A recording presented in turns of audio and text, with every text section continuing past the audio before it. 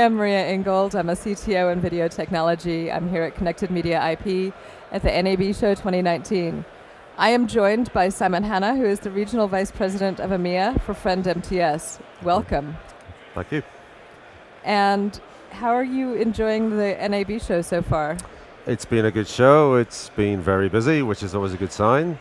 We have another couple of days. I think we're going to meet a lot more customers and partners. So yeah, it's going great. So Friend MTS specializes in security. Yes. Can you tell me a bit more about the company and what you do? Yeah, we are a security company. We're a security vendor, but specifically we focus on anti-piracy.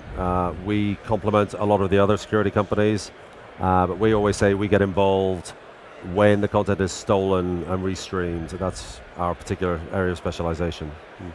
So I did a lot in anti-piracy a while back as well, so this is an area very close to my heart. So please, for everyone, talk more about the problem of piracy. Yeah, there's been an awareness for a long time that piracy is an issue. I think finally, though, there's an increasing acceptance that something has to be done across the board. It does present an existential threat to the ecosystem, to pay TV services, which is good. It's good for us. The problem has been around for a number of years, but more recently now we're seeing an evolution of the problem. Previously, a lot of the content was being made available through websites, ad-funded services. It's growing up now. The pirates, unfortunately, are making use of the range of fantastic technologies that are available for delivering OTT video. As such, then they're trying to monetize what they're doing, and they are delivering content now through subscription-based IPTV services, offering massive quantities of, unfortunately, quite reliable and reasonable quality content now. So they're making it look real. It looks very real, and they're investing in their user experiences. They're investing in the quality of the content they deliver, and again, offering a massive range of content at very low cost to an end user, yes. So how are they acquiring this content? Yeah, typically we see the pirates restreaming content, which is a good sign. It shows that a lot of the premium content is being protected, we say from glass to glass, through to the end device. The devices are increasingly now being hardened properly, so CA and DRM can't be compromised. That's good, that's a prerequisite, but unfortunately we can't stop them from restreaming. So the most common methods of restreaming that we see are taking content out of a set-top box through the HDMI port, right. Or alternatively on a desktop for an OTT player, simply screen scraping. Lots of freely available tools. It's unfortunately very easy to do. It's not just people doing it on a casual basis. This is done on an industrial scale now. So the copy protection and things aren't doing the things that they need to. They do what they do, but unfortunately that will only ensure the delivery to the end device. It has to be done. If you don't deliver it to the end device through CA or DRM, you'll be paying the distribution costs for the pirate services. But at least if we can force them to restream, then they will have to pay their own distribution costs. So what is Friend MTS doing to counter all of this piracy? Well, we provide a range of services. First of all, we monitor for pirate content. We have an understanding of what content is out there.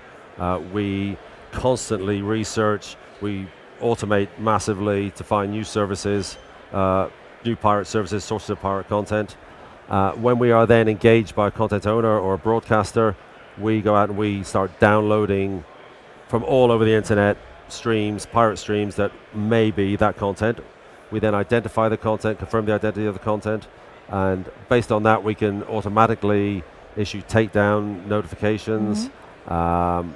Unfortunately, the enforcement isn't as effective as it used to be, so beyond that, rather than chase the pirate services, we can actually add in subscriber level identification to understand which set-top boxes or which OTT players are actually being used to provide the pirates with their content sources, and then rather than worry about taking out the pirate servers, we simply cut off their content at source by going after the subscribers who are stealing the content.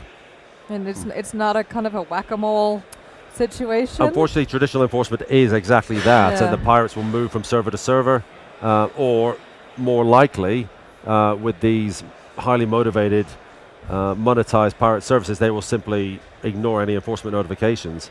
Therefore, we have to actually identify where they're getting their content from, so which set-top box, which OTT stream or streaming account, and allow the operators to terminate the access to these subscribers. So this is where we are. What new things are you launching this year at the NAB show? Well, in addition to these services which I've just described, we do have some new things.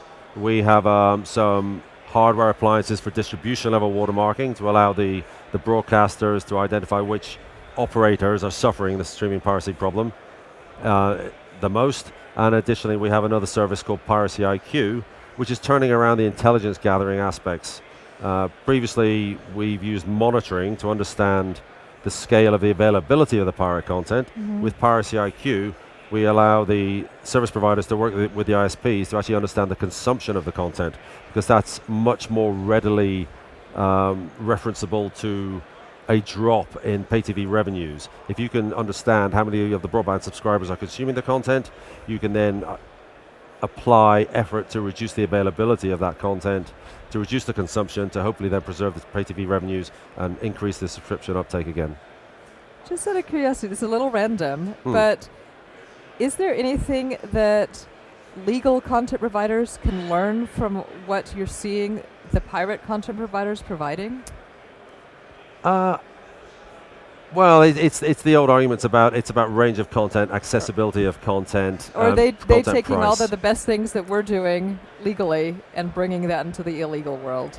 Yeah, because they're competing on price, really. They're offering services for very little money and masses of content for very little money, and they're always going to win if we don't stop them. You know, if you're giving away everybody's content for next to nothing, now that's quite compelling for the regular user. There is another aspect as well, which is changing the culture of the consumption. It's making the users understand that it's not romantic piracy, it's content theft. And I do think we should stop referring to it as piracy. Visions of Johnny Depp and Pirates of the Caribbean. We should start talking about content theft, because that's what it is. You know, at the end of the day. As people are stealing content, it means that there's less revenue going in to create more great content. Absolutely, and we describe this as an existential threat to the pay TV ecosystem. It is. You know, that's not overstating the problem. Pay TV revenues will continue to fall. Services will not be able to invest in the content. Sports leagues will struggle to maintain their current business models. We have to really control the problem. We have to disrupt the availability of the pirate content. We have to make it a less compelling offering to the consumer. We have to really preserve the value of the pay TV content. Well, here's to all of the work you're doing to stop that, so that we can invest more money in creating more great content for the future. Absolutely, yes. Thank you so much for joining us at Connected Media IP, and I can't wait to hear what you've done in the next year. Okay, well, thank you.